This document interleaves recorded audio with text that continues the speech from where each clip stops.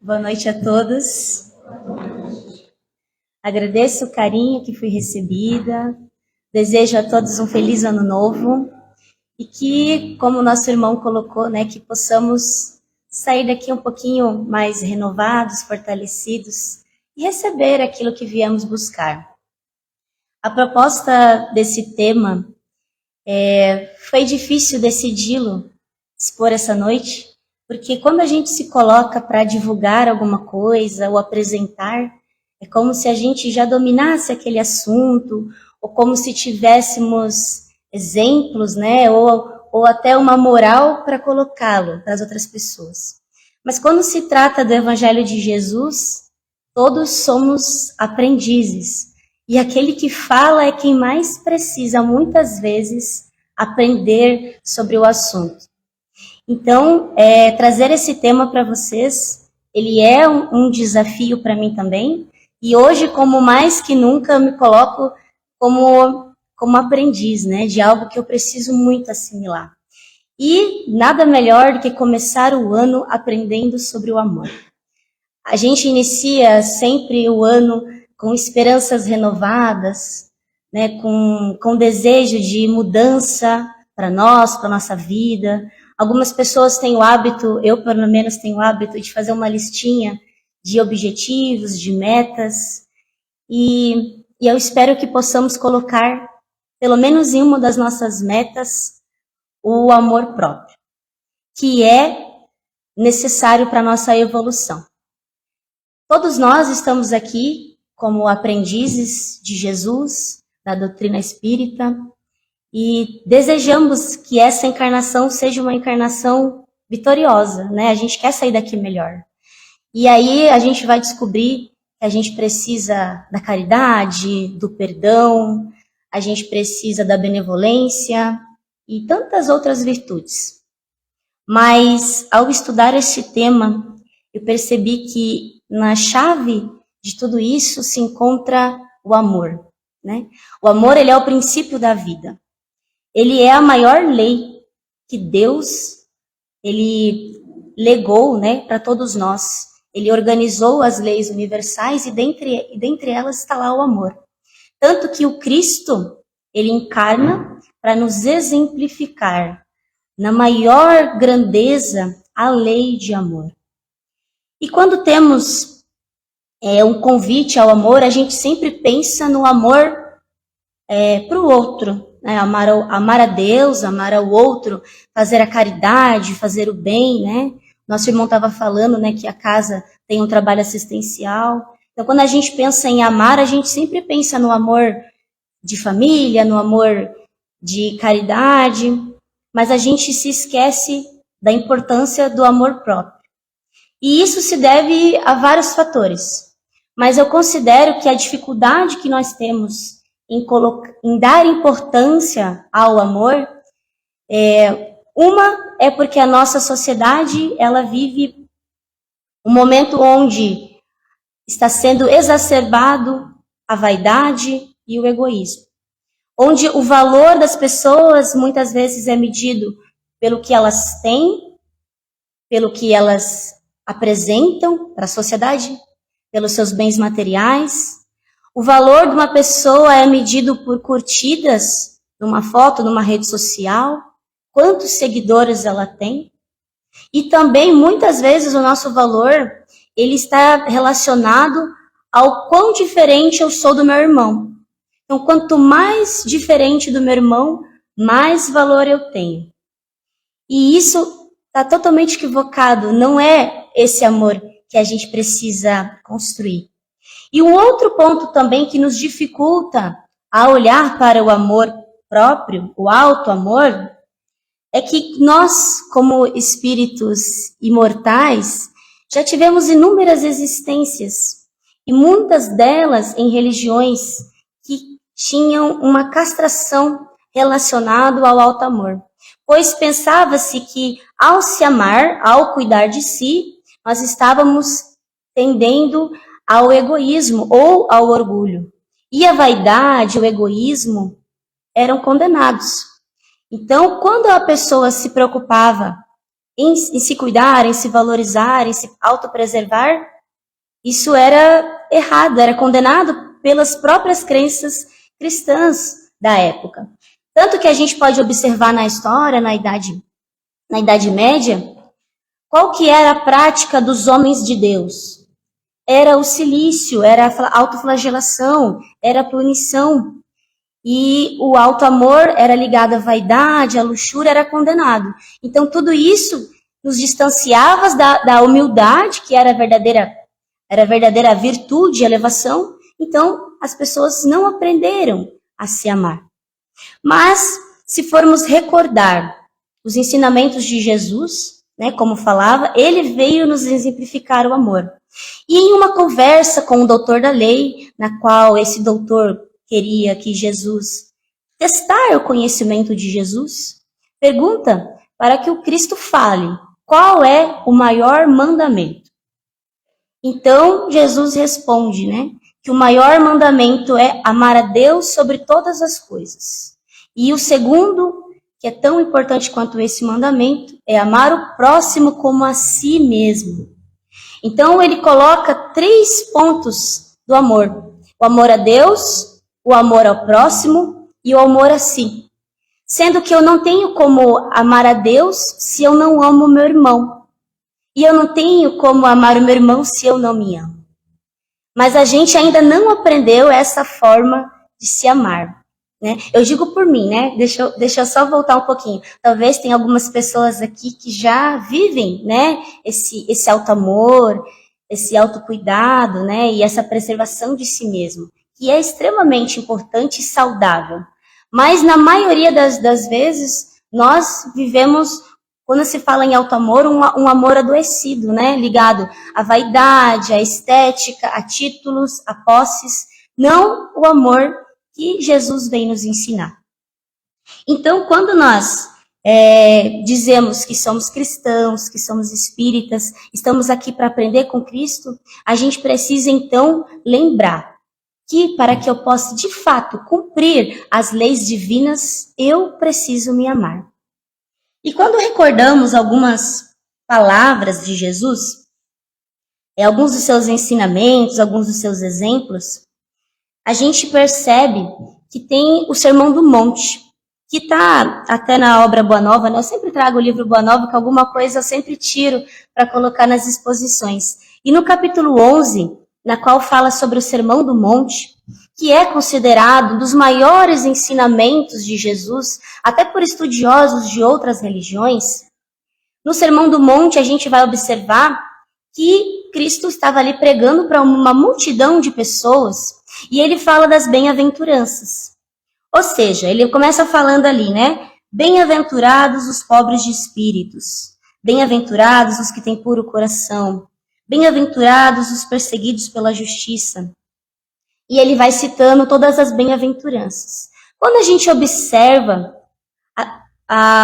numa forma geral, o significado das bem-aventuranças, a gente percebe que elas são sinônimos de consolo.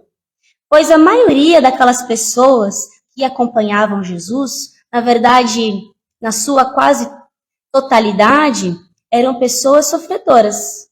Eram pessoas que tinham sido excluídos da sociedade, ou eram aqueles que mais sofriam naquela sociedade.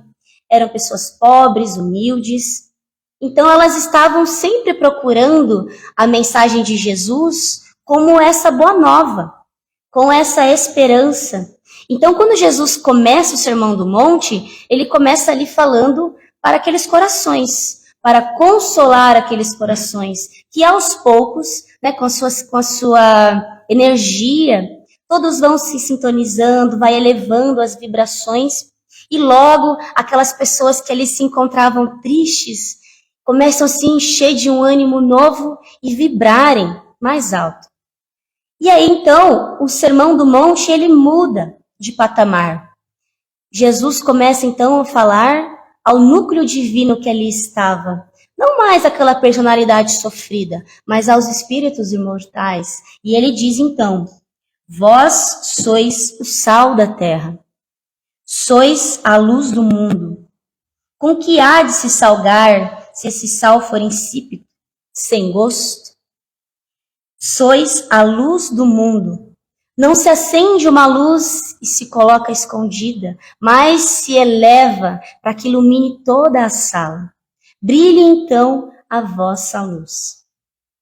E quando lemos ali o capítulo 11, que mencionávamos, Humberto de Campos coloca que antes, né, de Jesus falar o Sermão do Monte, Levi, que mais tarde seria conhecido como Mateus, evangelista, ele recebe ali na casa de Simão, que eles costumavam se reunir, pessoas que desejavam colaborar com Jesus na construção do reino, na divulgação da Boa Nova. Mas eram pessoas aleijadas, outras tinham brigado com a família, e tinha uma série de dificuldades. Aqueles homens eram conhecidos por Levi pelas suas dificuldades que enfrentavam.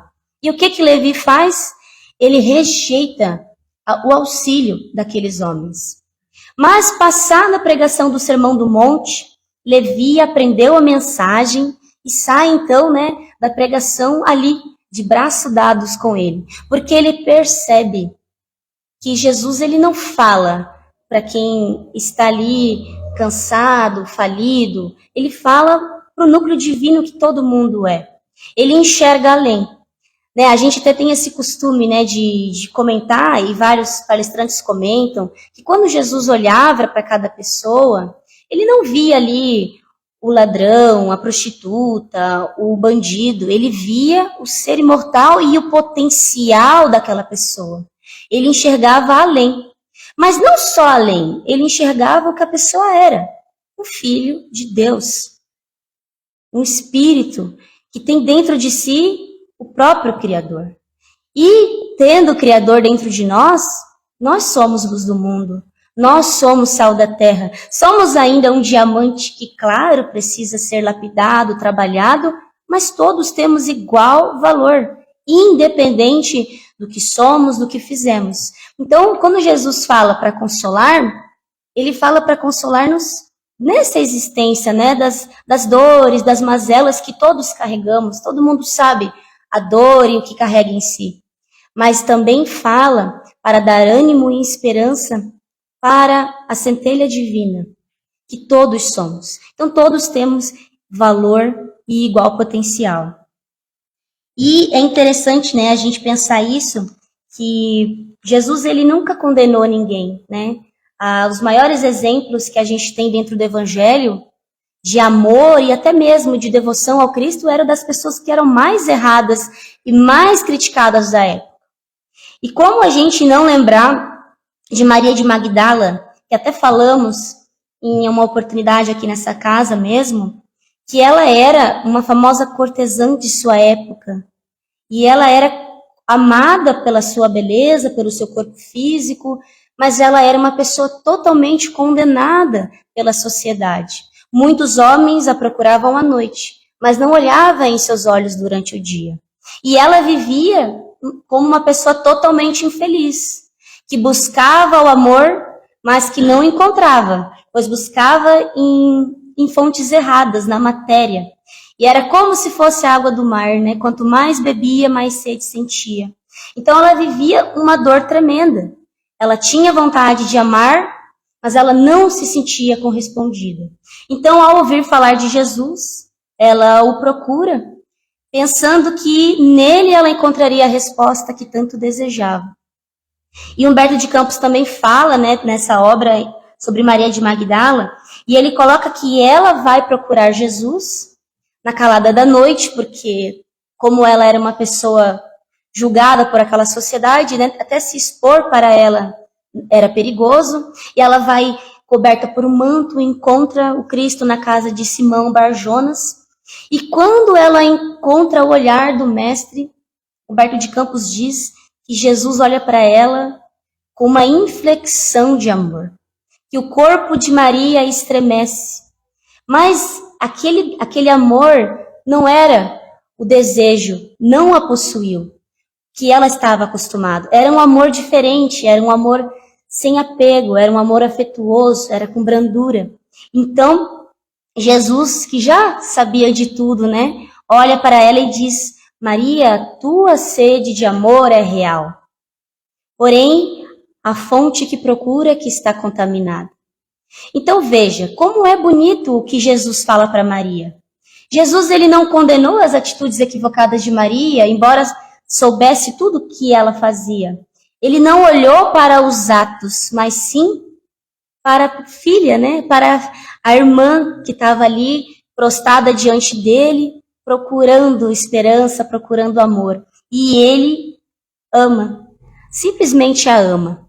Então, mas ele também, né, não apenas ama, mas ele adverte, né? Ele coloca para ela não errar o alvo e não buscar mais o amor nesse poço que está contaminado. E nesse momento, então, Maria se sente renovada. Só que o que ela sente naquele momento é diferente. Ela se enche do alto amor, que é capaz de modificar os padrões, que é capaz de transformar vidas. Porque até mesmo a gente pensa assim, não, mas ela foi encorajada porque Jesus falou com ela. Mas tantos outros falaram com Jesus, mas não tiveram esse desejo de transformação que Maria experimentou. Ela não. Ela se encheu de alto amor, não ficou com pena de si mesmo e buscou amar-se para poder continuar sentindo aquele amor verdadeiro que Jesus a ela dava naquele momento. E ela se modifica, então, e vai aí dar um belo exemplo, né, para todos nós. E quando nós pensamos assim, mas como alto amor? Por que Maria se encheu de alto amor? Não sei se vocês conhecem, mas existe um vídeo do Divaldo Franco, antigo já, que ele fala sobre vale a pena amar. E ali, quando ele descreve várias coisas importantes do amor, ele coloca mais para o finalzinho assim, que quando a gente se ama, a gente se cuida, a gente se valoriza, e a gente começa a fazer atitudes que para nós vão nos fazer felizes e vão nos proporcionar o bem. E à medida que a gente se ama, a gente consegue então entender quanto é difícil para o outro se modificar, porque a gente tenta se modificar e vê que não é fácil. E assim aumenta a nossa tolerância, a nossa paciência e a nossa fraternidade. Essa é a força do alto amor. Amar-se e desejar o melhor para si.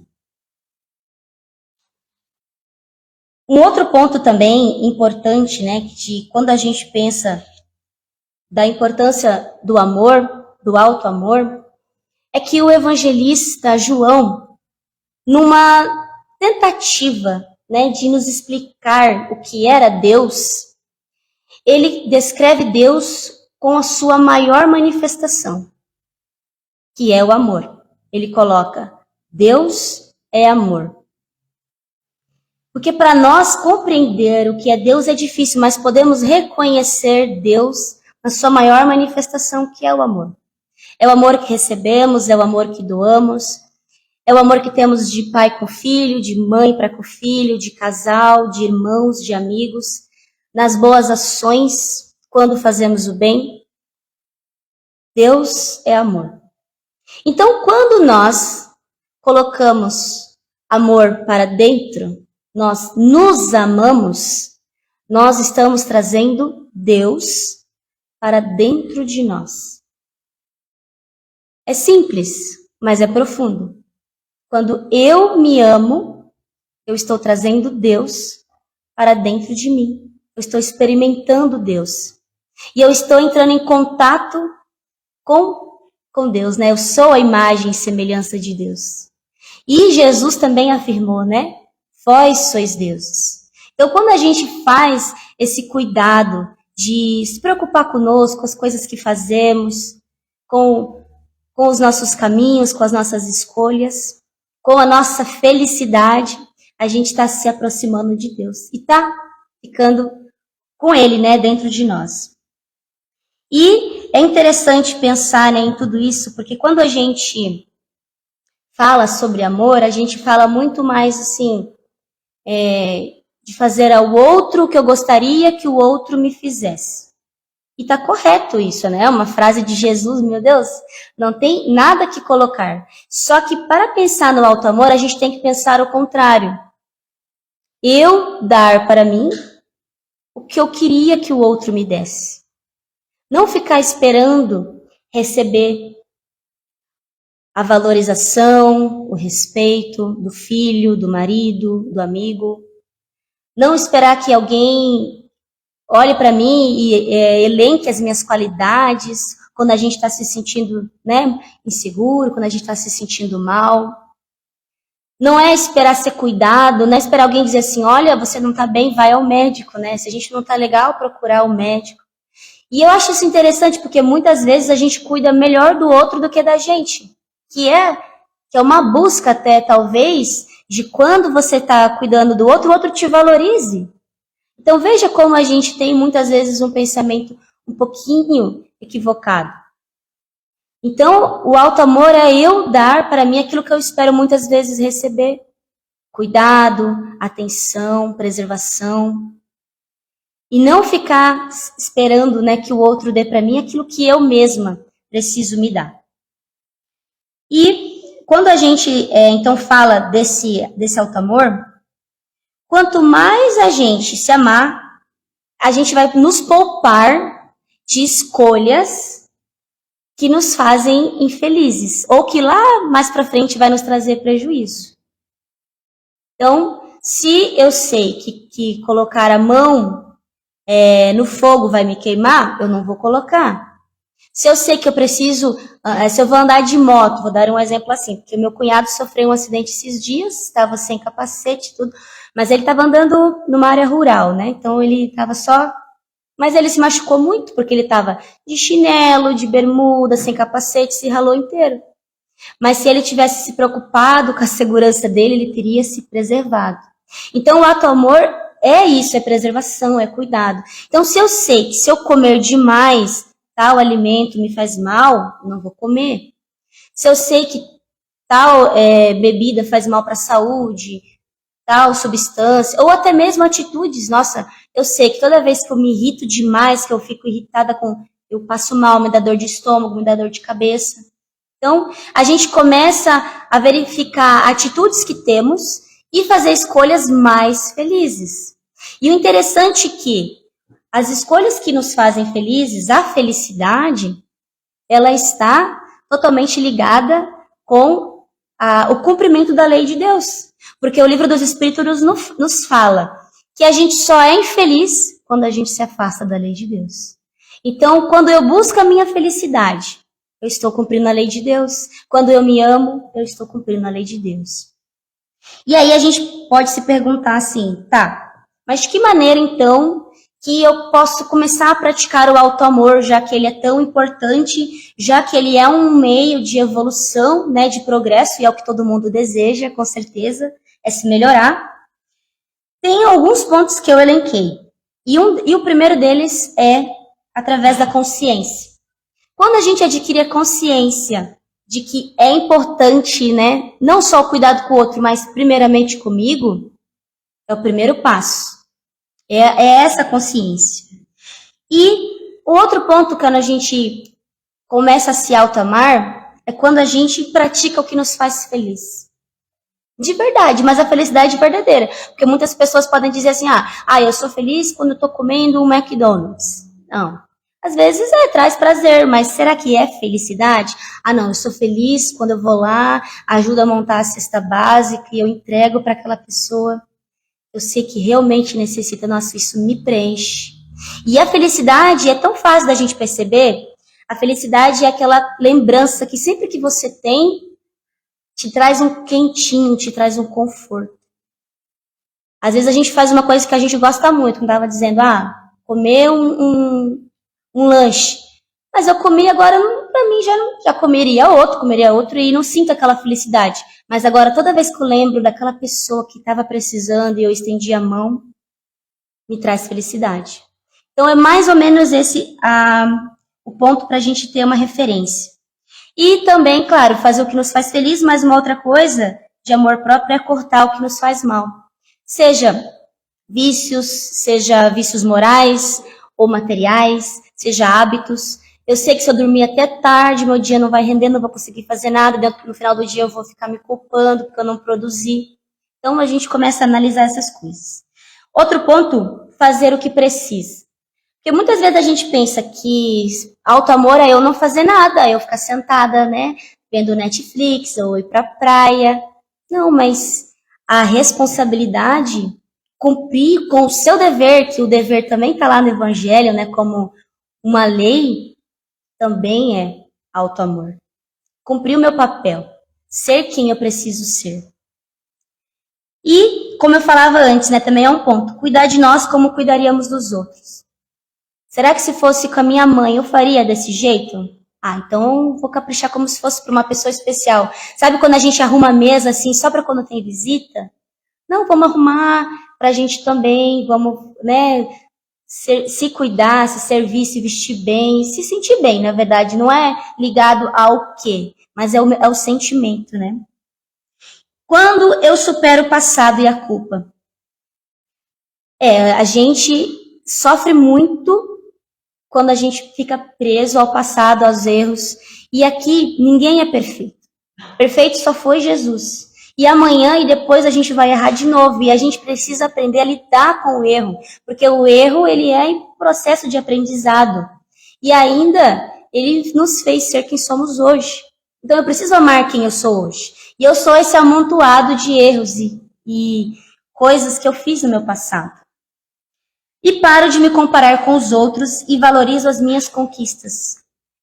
A gente olha para o colega, mas nossa, ele já tem isso, já tem aquilo, eu não tenho, porque... Mas ele tem uma trajetória diferente da minha, outras qualidades, eu sou eu. Eu tenho que valorizar as minhas conquistas. Quando me aceito e me perdoo, né, que também está ligado a superar o passado e a culpa. E, por último, não menos importante, quando eu me coloco como o projeto mais importante da minha vida. O projeto mais importante da minha vida. Não é o meu casamento, não é o meu filho, não é a minha casa nova, não é o meu mestrado, minha faculdade. Eu sou o projeto. E claro, eu sou todas essas pessoas, todos esses lugares, todos esses relacionamentos. Eu também sou. Mas eu sou o projeto mais importante da minha vida. E aí, se resta alguma dúvida, a gente precisa se lembrar, né, como eu falava anteriormente, né, quem somos. E mais do que um espírito imortal, que é a primeira coisa que o espírita lembra, a gente tem que lembrar que a gente é somatório de sentimentos, vivências, memórias, experiências, erros, acertos, qualidades e vidas passadas somadas a essa. Todo esse amontoado de coisas faz eu ser quem eu sou hoje. E eu sou o projeto mais importante da minha vida, eu agora. Eu, por si só, já tenho valor. Lembram, né, daquela passagem que Jesus, na cruz, ele olha para um bandido crucificado e diz que ele estaria ao lado dele no reino dos céus. Não quer dizer que esse homem depois não teve que resgatar os seus erros, nada disso. Mas olha só, ele não ficou preocupado se ele era bandido, se ele não era. Ele viu uma oportunidade ao lado do Cristo e agarrou. Ele se sentiu importante. Agora, a gente precisa também assumir o nosso valor e o nosso potencial. E lembrar, né, que o que Deus espera de mim? Deus espera que eu seja feliz. É isso que ele espera. Não espera que eu seja presidente da casa espírita, que eu faça... Não. Deus quer que você seja feliz. E tem uma frase de Emmanuel, psicografia de Chico Xavier, que diz assim: na vida não vale tanto o que temos, nem tanto importa o que somos. Vale o que realizamos com aquilo que possuímos e, acima de tudo, importa o que fazemos de nós. Então, quanto mais eu me convencer que eu mereço ser feliz, que eu devo ser feliz, que a minha vida importa, que eu sou importante do jeito que eu sou especial do jeito que eu sou, que Jesus me ama do jeito que eu sou, eu vou assumir essa potencialidade que eu tenho dentro de mim e vou começar a me melhorar, a ser melhor, a encontrar o equilíbrio. E aí, ainda nessa frase, no finalzinho, diz assim, ó, crê em ti mesmo, age e verá os resultados. Quando te esforça, a vida também se esforça para te ajudar. E não é a gente ficar esperando que venha um espírito lá nos ajudar. É eu que preciso me ajudar, me amar, me aceitar como eu sou e caminhar. Saber que em mim mesmo eu já tenho tudo que eu preciso para ser feliz. Tem um vídeo que eu vi há muitos anos atrás na internet, que é do William Sanches. Ele é um espírita, mas eu não conheço assim de onde ele é. Eu vi um vídeo assim passando na internet, mas ele falou algo que eu não tinha pensado e eu trago para mim essa mensagem. Que ele diz assim, que na vida, os nossos companheiros, os nossos familiares, todos são companhias temporárias. A única pessoa eterna com a gente mesmo somos nós. E a gente fica pensando, não, mas tem a programação reencarnatória, eu reencarno várias vezes com aquelas pessoas. Sim, você reencarna, mas imagina, é uma eternidade. E nem sempre você vai estar encarnado com seu pai, com a sua mãe. Você vai estar ali sempre contigo, com a sua consciência. Então, nessa eternidade que eu sempre vou estar comigo, eu preciso ser uma boa companhia para mim mesmo. Eu preciso me aceitar. Porque imagina se a minha felicidade só depende se eu sou feliz com a minha mãe, ou com meu irmão, ou com meu filho. Se ele desencarna, se ele fica longe de mim, se a gente pode não se ver, minha vida não vai valer mais nada. Então, eu preciso ser uma companhia boa para mim mesmo. E a gente até vivenciou algo, né, interessante que nos fala sobre isso durante a pandemia, né? Que parece que faz tantos anos, né? Mas ali fazem mais ou menos 3 anos. Durante a pandemia, o que a gente mais sentiu falta foi da convivência com o outro. Naquele período inicial que a gente não podia se ver, só podia ficar em casa, não podia nem sair para nada, nem mercado, quase nada. A gente viu números alarmantes, né, de depressão, de suicídios, todos falando sobre a ausência do outro. E foi tão bom, né, quando a gente pôde sair e poder reencontrar os amigos, abraçar. É tão bom quando a gente chega na casa espírita, é recebido pelas pessoas que a gente gosta, ou que a gente conhece, sentir o abraço, o toque do outro. Mas a gente tem que se lembrar, como é o tema dessa palestra, né, de se amar, de se cuidar, de quando eu estiver doendo ou de quando eu estiver precisando de um incentivo, eu ser o meu maior incentivador, eu me autoacolher. E eu tenho uma proposta para vocês, para a gente fugir um pouquinho do protocolo da palestra. É um convite, não é obrigatório. Mas eu gostaria de propor que a gente, por alguns segundos, que a gente se desse um autoabraço. Que é mais ou menos assim, para quem não está me enxergando, né? É se envolver os braços em volta do corpo.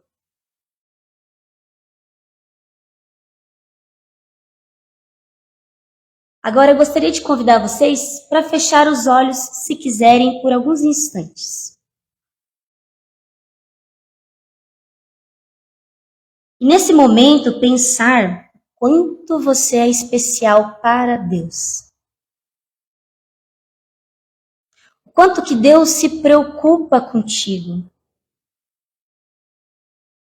E tentar lembrar que existem muitos amigos que querem te ver feliz. Amigos que desejam te ajudar, que te amam, encarnados, desencarnados.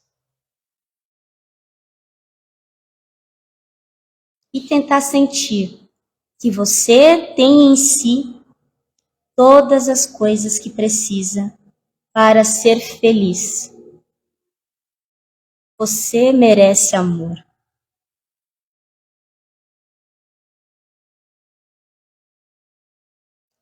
Agora a gente pode abrir os olhos.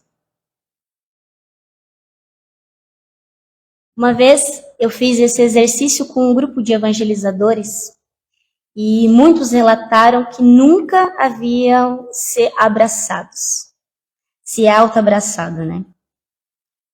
E eu tenho certeza que talvez aqui também algumas pessoas nunca haviam feito isso. E podem achar que talvez não tem muito efeito, né? Mas a ciência fala que o abraço, ele ajuda a aliviar a ansiedade, a regularizar os batimentos cardíacos, ajuda a melhorar as nossas células e liberar as células de felicidade. Esse abraço que a gente tem com o outro, né? Mas a gente também pode se acolher e trazer tudo isso para nós mesmos, né? Não esperar que venha do outro.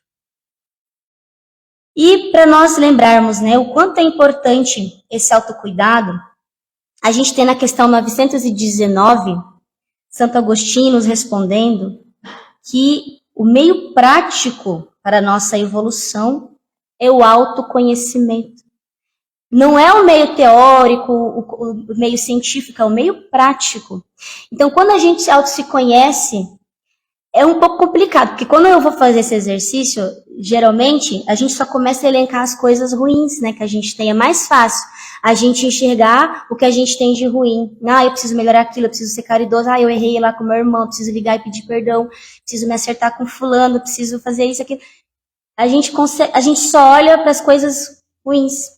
Mas agora a gente tem que fazer um exercício, pelo menos hoje, à noite, de elencar as nossas potencialidades, as nossas coisas boas, os nossos valores, que todos temos. E se eu não lembrar de nada de imediato, pensa, eu sou filho de Deus. Eu sou amor. Isso já é um meio para nos impulsionar para a nossa melhoria. E para a gente lembrar, né, de uma outra figura importante, brevemente, vou lembrar Paulo de Tarso, que começou como Saulo, perseguidor dos cristãos, que apedrejou, que subjugou, que mandou matar. Ele inaugurou uma perseguição imensa, né? E todo mundo tinha medo dele. E quando ele cai em si, a caminho de Damasco, que estava indo também para matar Ananias, que encontra com Cristo, ele vê o tamanho dos seus erros e vê o que ele tinha feito. E ele tinha feito coisas horríveis, mandado matar Estevão, tudo mais, né? O que ele fez? Ele ficou preso no remorso, na culpa? Não.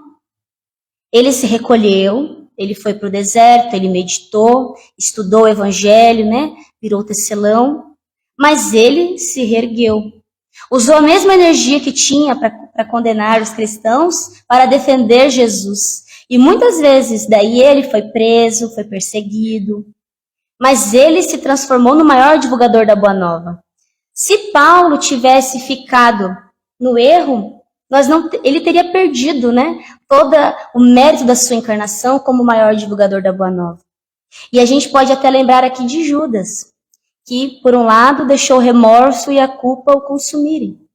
Claro que mais tarde teve sua chance, porque Deus é misericordioso, né?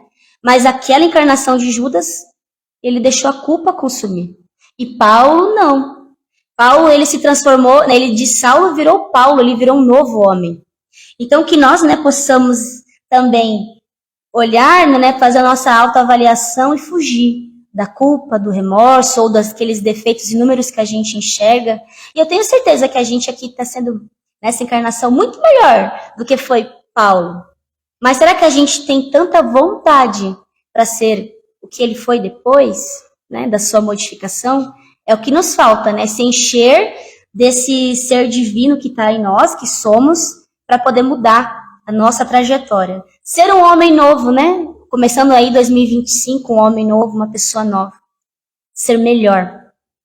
E agora, para encerrar, eu vou passar um vídeo de alguém, né, muito especial, que nos ama como somos e sempre, sempre, sempre vai estar para nós.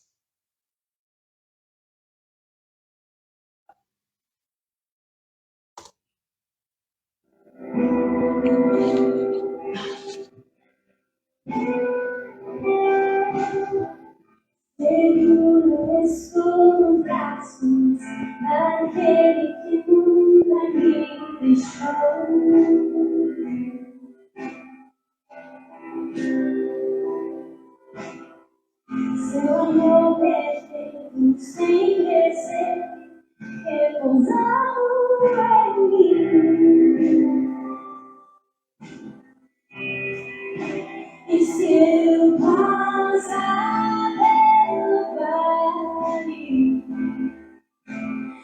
acharei conforto em teu amor, pois eu sei que és aquele que me guarda, me guarda.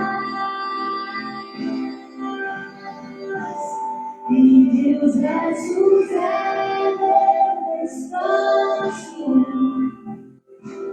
em teus braços é meu descanso, em teus braços é meu descanso, em teus braços é meu descanso. Seguro estou nos braços daquele que nunca me deixou.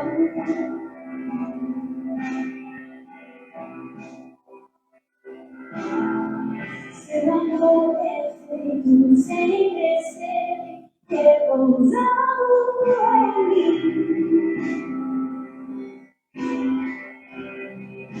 E seu nosso meu caminho, acharei conforto em teu amor, pois eu sei que és aquele que me guarda, me guarda.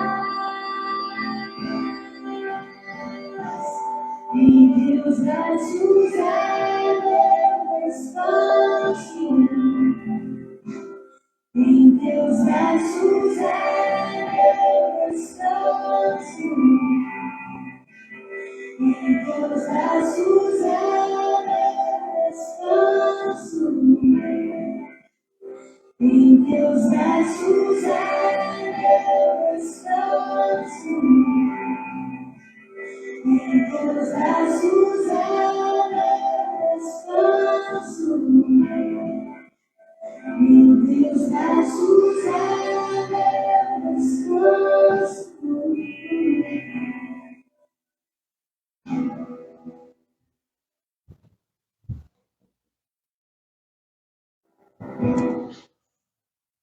E aí, conseguiram sentir um abraço de Jesus? Que a gente se lembre, né, que Jesus, ele nos ama, ele conta conosco, como somos. Cada momento ali do vídeo mostrava, né, Jesus reerguendo, se abaixando, levantando os caídos e no mesmo patamar, né? É assim que a gente precisa se sentir em relação a Jesus. Não que a gente é igual escala evolutiva, não, mas a gente é irmão. É Jesus próximo, Jesus amigo. E na hora que nos faltar, né, o nosso próprio acolhimento, se a gente não conseguir se acolher, lembrar do Cristo. Ele sempre estará para cada um de nós. Que assim seja.